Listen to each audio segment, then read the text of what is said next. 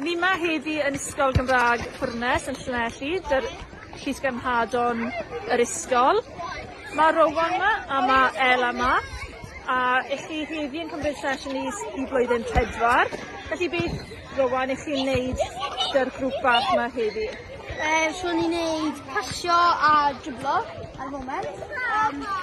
A seithi, ni'n neud seithi heddi. Yn tro cyntaf. Maen nhw'n rili dda. Sioc, ond gwerthu fe. Good. Ela, beth ydych chi'n mwynhau wneud fel Llysgenhadon i'r ysgol? Fel gweld nhw fel datblygu sgiliau newydd yn pêl-droed stod mewn gyda'r ein sgiliau hynny. A wedyn ni, maen nhw'n datblygu sgiliau newydd, yna beth chi'n wneud sgiliau?